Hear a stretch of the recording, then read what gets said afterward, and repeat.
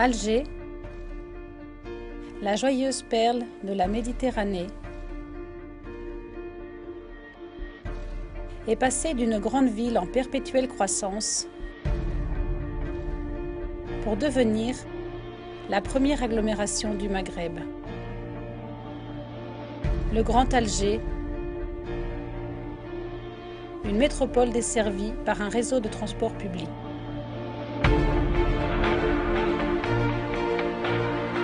Lignes ferroviaires, tramways, transport par câble, métro et ses extensions.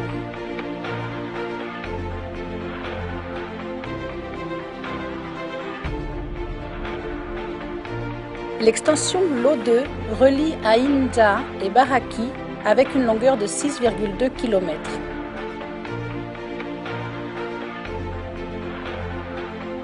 Le quartier d'Aïn N'Dja, avec une population d'environ 143 000 personnes, est structuré autour de l'avenue Mohamed Boudiaf. Ses éléments les plus caractéristiques sont le marché, la mosquée El Rahman ainsi que la gare ferroviaire. Le tracé continue en traversant la zone agricole d'Aïn Mella et de l'Oued El Arache, où le plan d'aménagement et d'urbanisme de la wilaya d'Alger a prévu de développer le futur parc urbain El Arache. Sur ces images, nous pouvons apprécier quelques idées pour son développement. En dernier lieu, le tracé arrive à la commune de Baraki, avec 130 000 personnes. Il se caractérise par la station de bus très fréquentée, par son splendide parc urbain Le Jardin et par la zone prioritairement résidentielle Cité 2004. Pour choisir le tracé optimal, nous avons étudié un ensemble de 4 alternatives. L'option 1, avec 6 stations et 6 km de long, passe par l'avenue Mohamed Boudiaf, croise la vallée de l'Oued El Arache et s'insère dans Baraki par le boulevard Mohamed Bellarbi. L'option 2 diffère de la première par l'emplacement d'une première station au début de l'avenue Mohamed Boudiaf. Dans l'option 3, la première station se situe à l'ouest des réservoirs d'eau. Cependant, ces 3 options présentent d'importants inconvénients, étant donné que les rayons réduits de 110 mètres entraînent une diminution de la vitesse d'exploitation à moins de 40 km/h et affectent en outre la conduite SPIC présente dans la zone.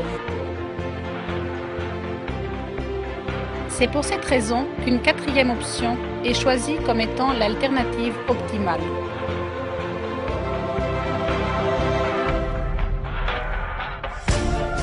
Son départ en tunnel est une continuité du tronçon précédent.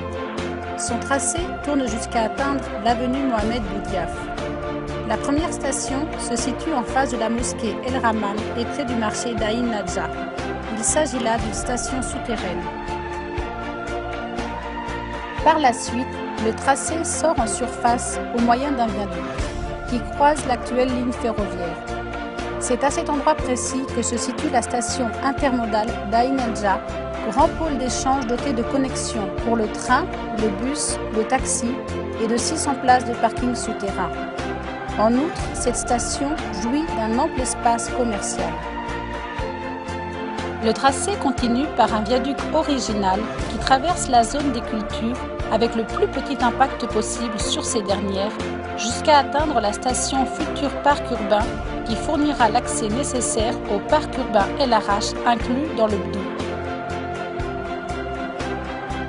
Un autre point important est celui du carrefour sur l'autoroute Est-Ouest par lequel on accède à la commune de Baraki. Le premier point important est la station Mohamed Bellarbi, située sur l'actuelle station bus. Cette station favorise le caractère intermodal de la zone avec la création d'un parking souterrain. Le tracé continue par l'axe principal, épine dorsale du quartier, le boulevard Mohamed Bellarbi, où se situe au centre le parc urbain Le Jardin, emplacement optimal pour la nouvelle station de métro. En dernier lieu se trouve la station Cité 2004.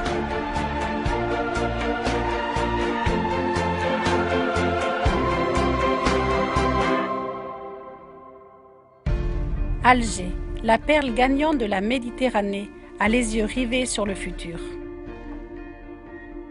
L'évolution du réseau de métro continue grâce à de futures extensions vers les eucalyptus, Sidi Moussa et Larba.